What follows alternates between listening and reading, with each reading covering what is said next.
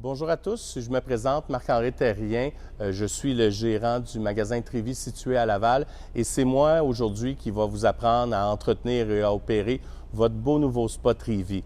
Avant de commencer, je tiens à rappeler ou à souligner pour ceux qui ne savaient pas qu'en tant que client Trévy, vous avez accès à l'espace client qui est situé sur notre site Internet.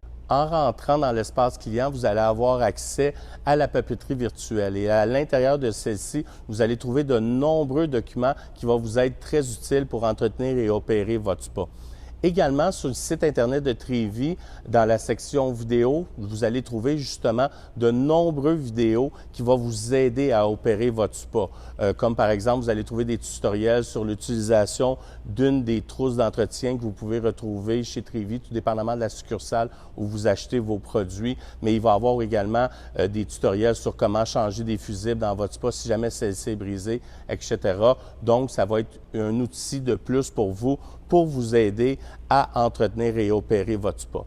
Également, un site qui est très important, qui va vous être très utile, c'est le site de notre fournisseur québécois de tout ce qui touche les pompes, toute l'électronique de spa. C'est la compagnie Geico. Et puis là, vous voyez en ce moment l'adresse courriel où ce que vous pouvez vous y rendre. Et à l'intérieur de ce site-là, c'est très bien fait. Il y a de nombreuses vidéos également qui vont vous apprendre, on va y revenir un petit peu plus tard, mais comment utiliser le clavier de votre spa ou par exemple aussi comment utiliser le système InTouch, le système qui vous permet de pouvoir contrôler votre spa à distance avec votre téléphone, comment bien l'installer, comment l'opérer à distance. Bref, le site de Geico, la compagnie québécoise qui fait de nombreux composants des spas Trévy, va vous être un outil très utile pour pouvoir bien opérer votre spa. Alors, pour commencer, on va voir les différentes étapes que vous devez faire lorsque vous recevez votre spa à la maison. Évidemment, les livreurs vont venir déposer le spa là où vous avez fait votre base. Et puis, une fois que le branchement électrique va avoir été fait par votre électricien, la première étape qu'on doit faire, ça va être de trouver les cartouches. Alors, les cartouches peuvent se retrouver tout dépendamment le modèle de spa que vous vous êtes procuré, soit à l'intérieur de l'écumoire. On va voir les deux types d'écumoires qui se retrouvent à l'intérieur des spas Trévy, ou maintenant, de plus en plus de cartouches se retrouvent à l'intérieur même du spa, là où il y a ce qu'on appelle le pack, ou ce que le cerveau, si vous voulez, électronique du spa, là où l'électricien va avoir branché votre spa.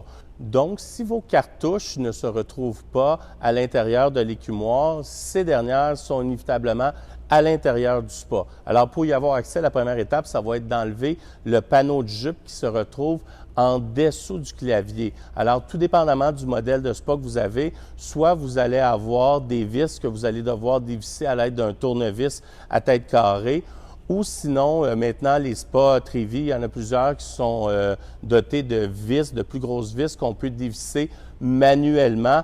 Ça va nous permettre de pouvoir enlever le panneau de jupe qui se retrouve en dessous du clavier.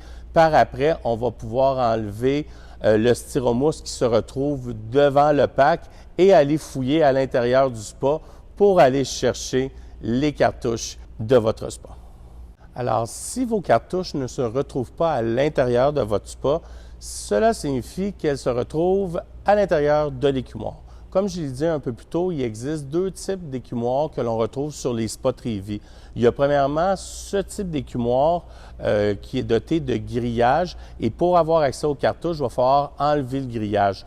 Évidemment, il va falloir couper la tâche autobloquante, la tie wrap, avant de pouvoir enlever le grillage. Donc, une fois la tie wrap coupée, on peut enlever le grillage et par après, on va avoir accès aux cartouches qu'on va pouvoir enlever. Le deuxième type d'écumoire que l'on retrouve sur les spas Trévy va être fait en forme de tube. Alors, et les cartouches vont se retrouver à l'intérieur des tubes d'écumoire.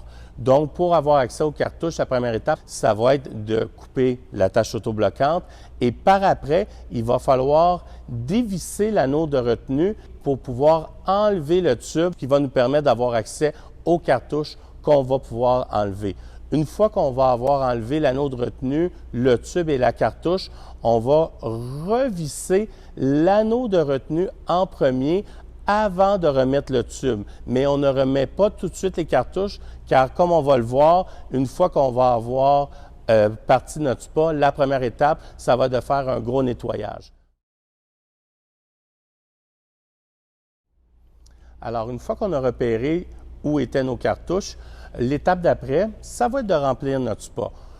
On va remplir les spas justement là où vont les cartouches. Donc, on va prendre la hausse à jardin et on va aller la mettre à l'intérieur de l'écumoire et par après, on va partir la hausse pour remplir notre spa.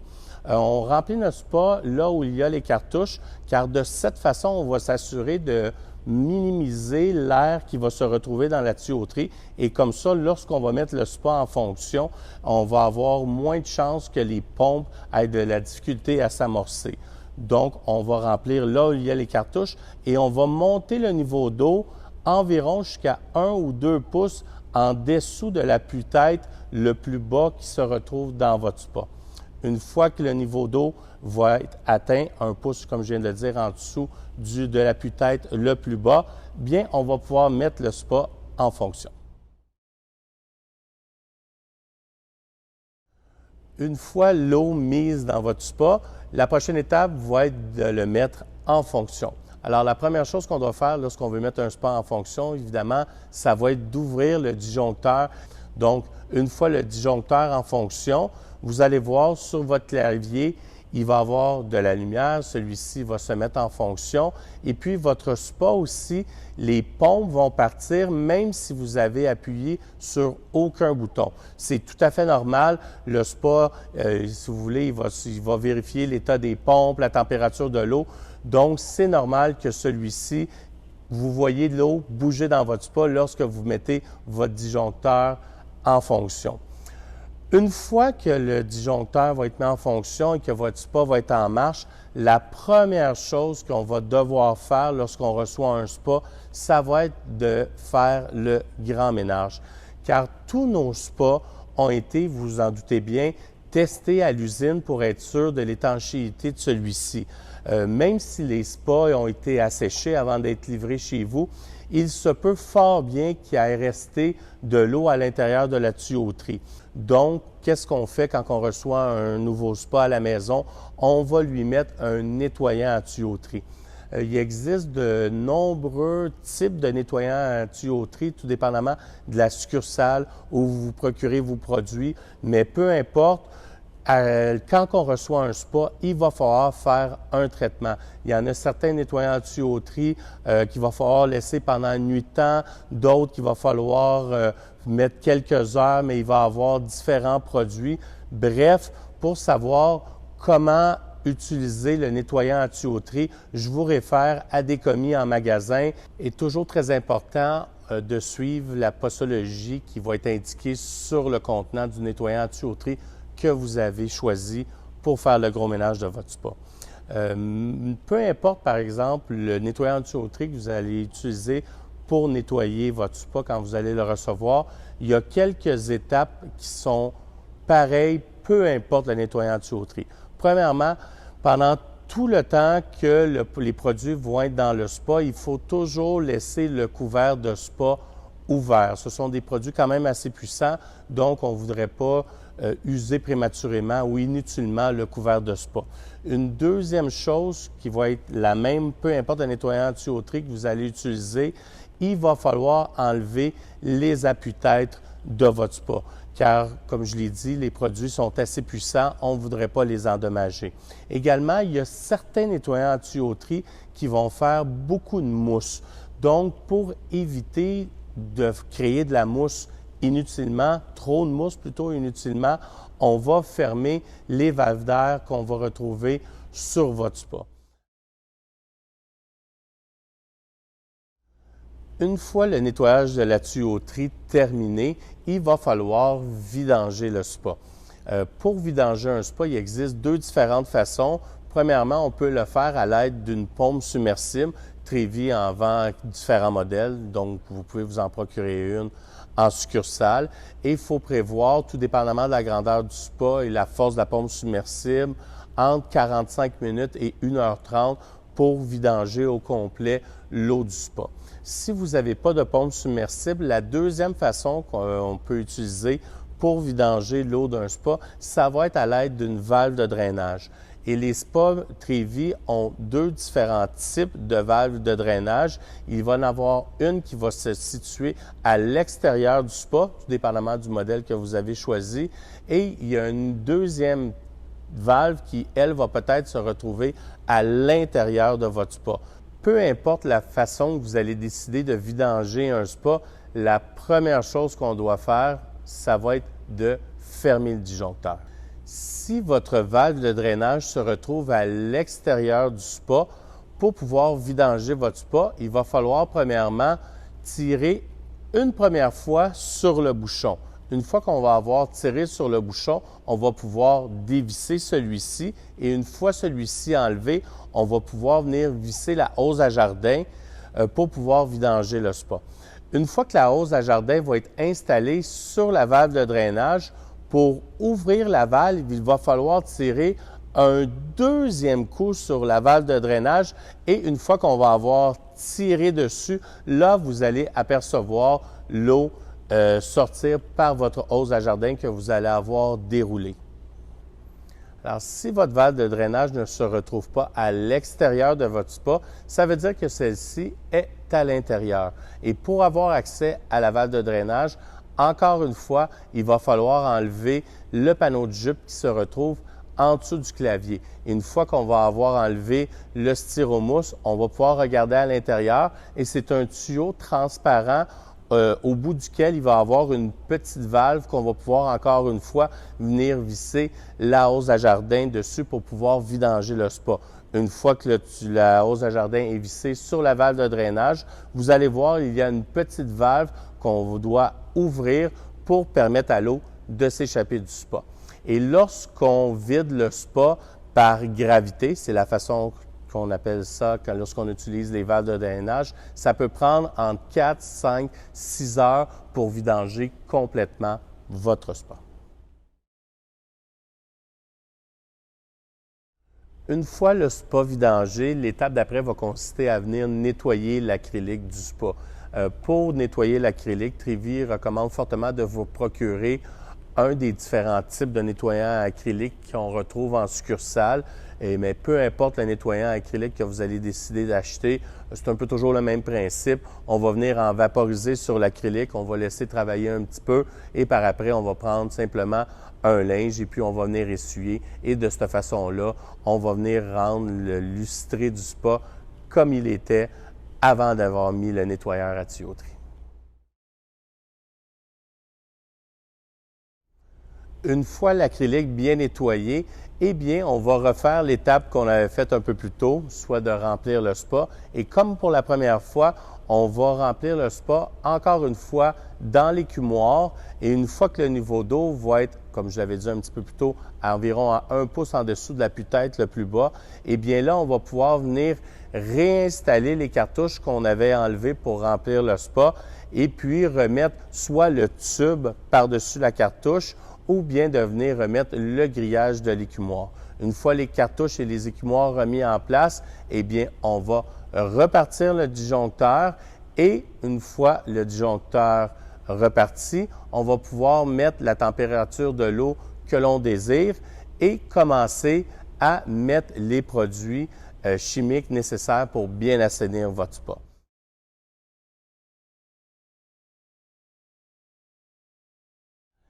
Alors voilà pour ce qui est des procédures à suivre lorsque vous recevez votre spa. Maintenant, dans cette section-ci, on va aborder les différentes composantes de votre spa. Et on va commencer par votre couvert. Une chose à noter qui est bien importante, lorsque les livreurs vont venir livrer votre spa, si vous avez un levier, ils vont l'installer. Ils vont installer également le couvert de spa sur votre spa, mais les livreurs n'installeront pas, ne fixeront pas les barrures de votre couvert de spa sur celui-ci. Ça va être votre responsabilité de venir visser les barrures sur la jupe de spa. Ceci étant dit, il y a 2-3 petites choses aussi qu'il faut aborder par rapport à votre couvert.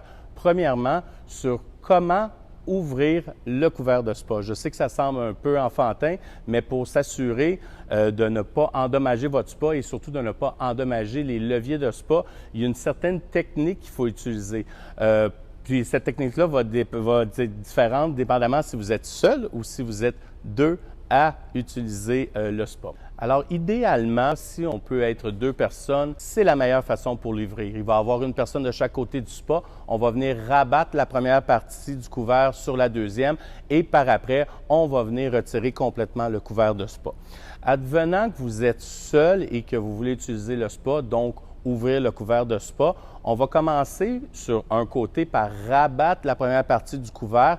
Par après, on va aller à l'intérieur du spa pour pouvoir rabattre la deuxième partie lorsqu'on est à l'intérieur du spa. Il faut éviter autant que faire se peut de rabattre la deuxième partie du couvert de spa lorsque vous êtes sur le côté parce que ça pourrait mettre de la tension sur le levier et ça pourrait l'user prématurément, de même que ça pourrait endommager votre couvert de spa. Donc, lorsqu'on est seul, on rabat la première partie, on rentre dans le spa et par après, on va pouvoir l'ouvrir complètement.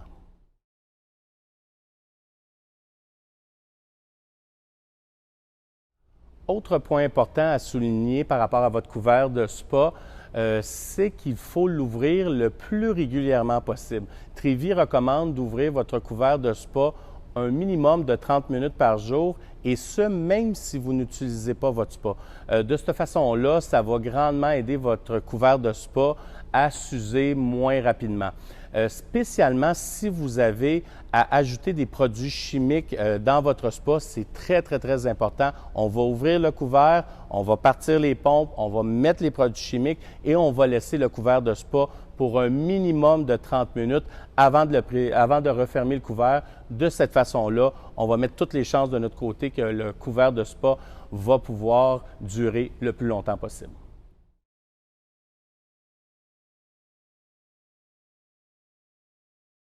Dernier point par rapport à votre couvert, toujours dans l'optique de l'user le moins rapidement possible.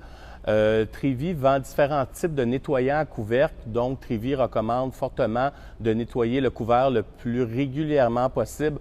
Non seulement ça va le nettoyer, comme le nom l'indique, mais ça va également le protéger et ça va surtout éviter que le couvert, le vinyle que votre couvert est fabriqué, s'assèche rapidement à cause du soleil. Donc, on va pouvoir le préserver le plus longtemps en utilisant des nettoyants à couvercle. Parlons maintenant des différentes valves que l'on retrouve sur les spas Trévy. Tout dépendamment du type de spa que vous vous êtes procuré, il se peut que vous ayez seulement un type de valve ou deux types de valves. Il va en avoir une plus petite et une plus grosse. Si jamais vous vous êtes procuré un spa qui a seulement qu'une valve, celle-ci, c'est une valve d'air. Donc, lorsqu'on va l'ouvrir, ça va apporter de l'air dans les jets et comme ça va augmenter la pression ressentie lorsque vous allez profiter de votre spa.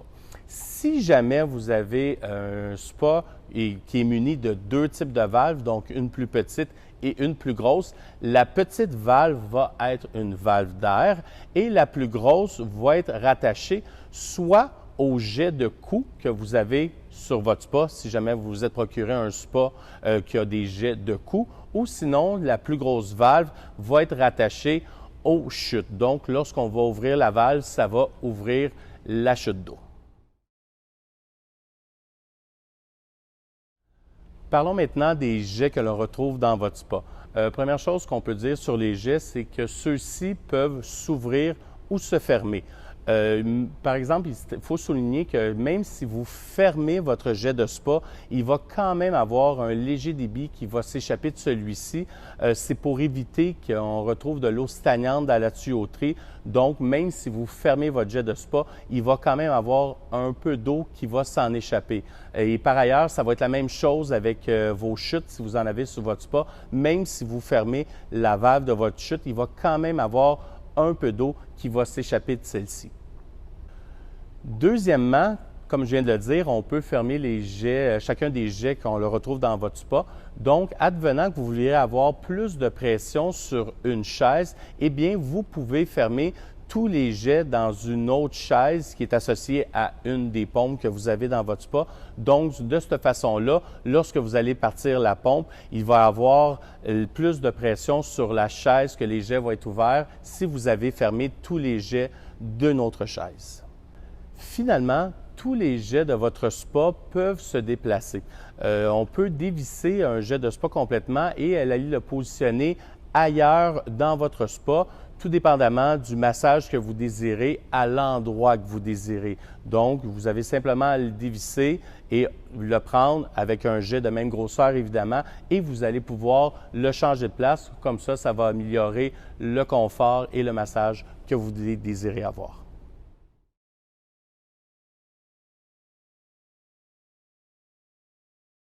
Parlons maintenant du clavier que l'on retrouve sous votre spa.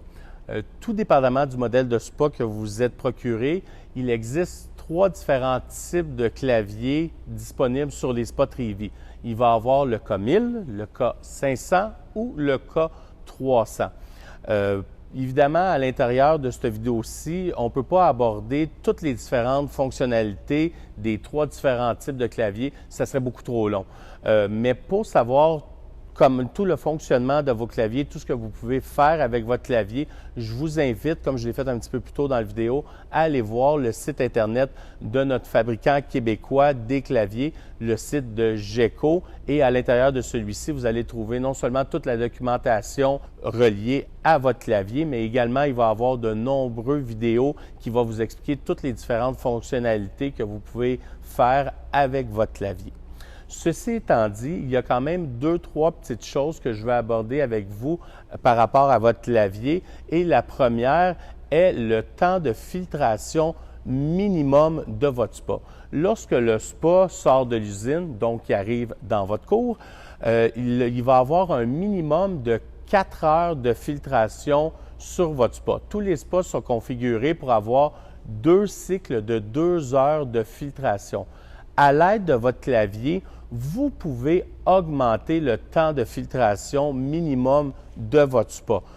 Trivi recommande par contre de ne pas dépasser 8 heures de filtration, c'est juste trop. Donc, tout dépendamment de l'utilisation de votre spa, le nombre de baigneurs qu'il va avoir dans le spa à chaque jour, il se peut que vous ayez à augmenter le temps minimum de filtration de votre spa. Mais si c'est pour une utilisation normale, vous pouvez le laisser à 4 heures de filtration et tout devrait bien aller. Mais il peut y avoir certaines circonstances que vous allez devoir augmenter le temps de filtration minimum de votre spa et sachez que vous pouvez le faire avec votre clavier. Et pour savoir comment augmenter votre temps de filtration, vous pouvez aller sur le site Internet de Geco ou vous pouvez également aller sur la papeterie virtuelle et il va y avoir toute la documentation nécessaire qui va vous permettre d'augmenter le temps de filtration de votre spa.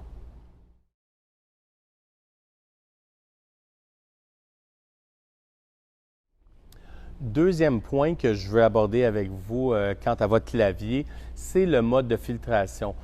D'office, votre spa, lorsqu'il va arriver à la maison, il va être dans le mode de filtration qu'on appelle débutant, standard débutant. Il existe d'autres modes de filtration. Il y a le mode économie, le mode super économie, mais Trivi recommande de le laisser au mode standard débutant. C'est la meilleure façon si vous voulez vous assurer d'avoir une belle qualité d'eau et une bonne filtration et une bonne circulation de votre eau.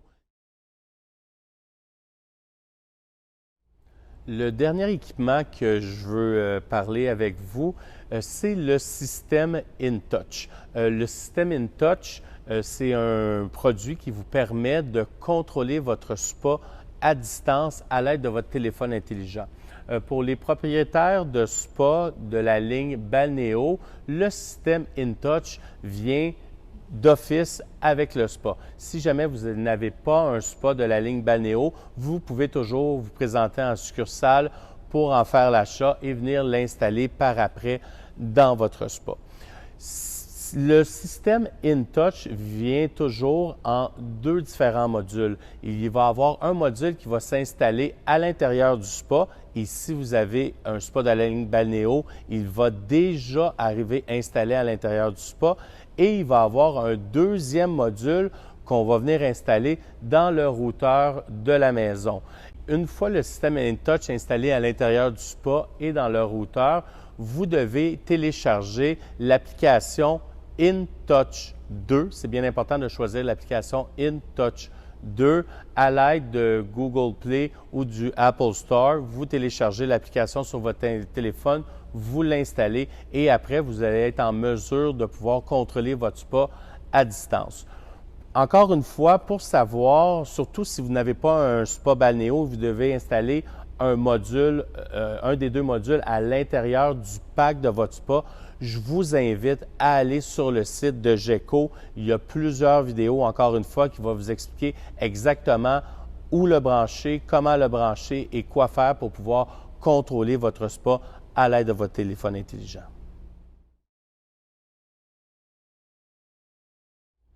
Alors, le dernier point que je veux aborder avec vous dans cette vidéo quant à l'entretien de votre spa concerne la chimie de l'eau. Premièrement, l'eau d'un spa doit être changée au complet environ à chaque 3 mois, car à la force de rajouter des produits chimiques à l'intérieur du spa, l'eau va venir saturer et à chaque 3 mois, il faut changer complètement l'eau du spa et mettre de la nouvelle eau et recommencer à zéro. Ceci étant dit, il existe plusieurs façons d'assainir une eau de spa.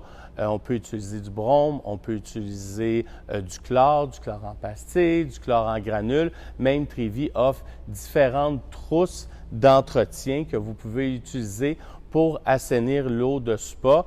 Moi, je veux aborder avec vous les 4 paramètres fondamentaux pour avoir une eau qui est à la fois sécuritaire pour le baigneur, qui est agréable à la baignade et également que l'eau va être sécuritaire pour votre spa. Alors, le premier paramètre que je veux aborder avec vous concerne le taux d'assainissant. Comme je vous ai dit, il existe différents types d'assainissant, mais essentiellement, il peut y avoir du brome et ou du chlore. Donc, il faut que vous gardez en tout temps un taux d'assainissant entre 3 et 5 ppm en tout temps. Et il y a une seule et unique façon de savoir si vous avez assez d'assainissant dans votre eau de spa et ça va être de tester l'eau régulièrement. Donc, pour tester l'eau, il existe différentes façons de tester l'eau de votre spa. Il y a des bandelettes qu'on peut utiliser et il y a également des gouttes qu'on peut utiliser et ça va vous donner le résultat de votre taux d'assainissant. Donc, s'il en manque, il faut en rajouter. Et si votre taux d'assainissant est entre 3 et 5 ppm, on n'a pas besoin d'en rajouter. Donc, Trévi recommande de tester l'eau de spa vous-même à la maison entre 2 et 3 fois par semaine pour vous assurer que l'eau est sécuritaire pour vous, car si le taux d'assainissant est trop bas, eh bien, les différents contaminants pourraient ne pas être éliminés. Donc, c'est fondamental.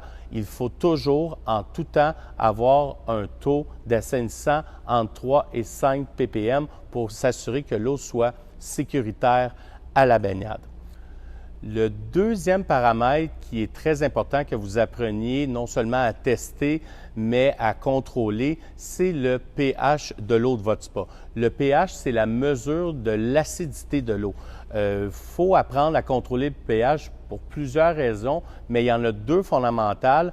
Premièrement, il y a un lien de cause à effet direct entre le pouvoir assainissant du chlore ou du brome et le pH.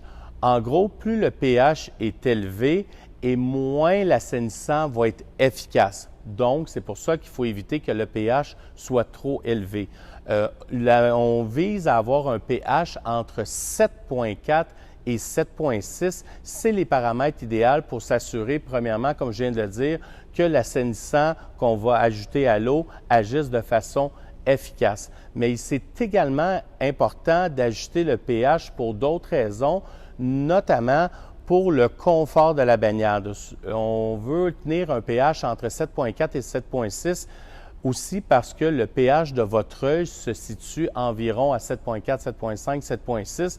Donc, si le pH est trop élevé ou s'il est trop bas, ça va rendre la baignade désagréable.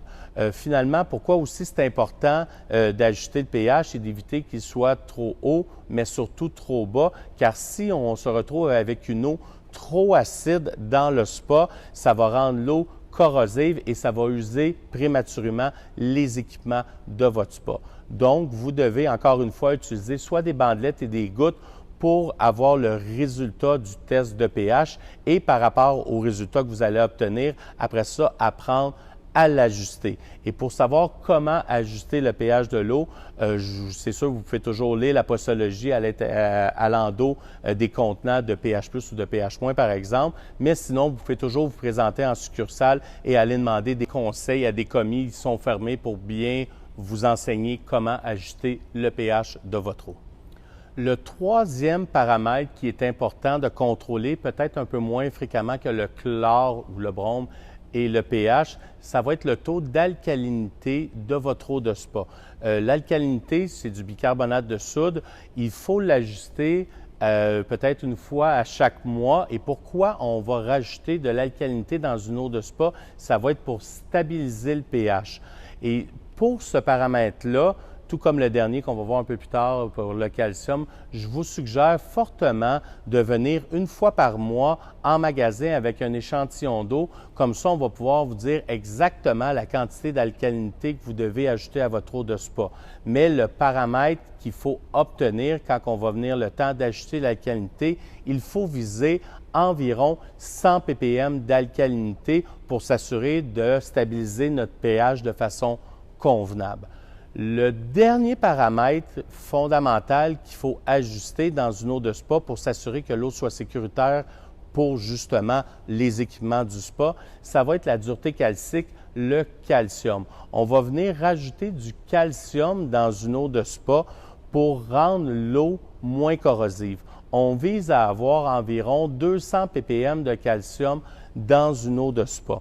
Et encore une fois, comme pour la qualité, le Trévi suggère fortement de venir une fois par mois ou peut-être une fois chaque 5-6 semaines avec un échantillon d'eau et on va pouvoir vous donner un rapport qui va vous dire exactement quelle quantité d'alcalinité, quelle quantité de calcium vous devez ajouter à votre eau de spa pour atteindre les paramètres idéaux, soit de 100 ppm pour l'alcalinité ou de 200 ppm pour le calcium.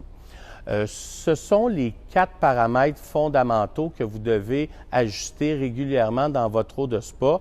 Donc, je répète, le taux d'assainissement entre 3 et 5 ppm, le pH entre 7,4 et 7,6, l'alcalinité aux alentours de 100 ppm et le calcium aux alentours de 200 ppm.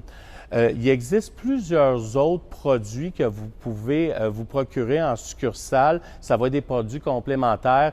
Je vous suggère, pour avoir plus d'informations, de vous présenter en succursale pour en apprendre plus sur les différents produits chimiques qui peuvent rendre l'eau plus agréable ou rendre l'eau plus sécuritaire pour votre spa. À l'intérieur de cette vidéo-ci, on n'a pas le temps de parler de tous les différents produits complémentaires que vous pouvez ajouter à votre eau de spa, mais je vous invite fortement à vous présenter dans une de nos différentes succursales et à aller questionner les commis qui vont pouvoir vous expliquer en quoi consiste tel et tel produit et quels sont les avantages de les ajouter à votre eau de spa. Mais les 4 paramètres fondamentaux sont l'alcalinité, le calcium, le pH et le taux d'assainissement. Ça, on ne peut pas y échapper si vous voulez assurer que l'eau est sécuritaire pour vous, l'eau est sécuritaire pour votre spa et que la baignade soit agréable. Ces 4 paramètres-là doivent être équilibrés le plus régulièrement possible. Et comme je l'ai dit, vous pouvez toujours venir en succursale avec une bouteille. C'est un service gratuit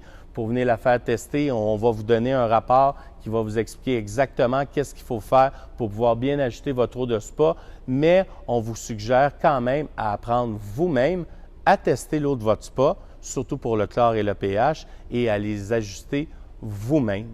Alors, sur ce, je vous remercie d'avoir écouté le vidéo d'entretien d'opération de spa. Et n'oubliez pas, si jamais vous avez des questions, vous pouvez toujours communiquer avec notre service à clientèle par téléphone ou encore mieux, vous présenter en succursale. Il va toujours avoir un commis qui va être là pour vous aider. Sur ce, bonne baignade!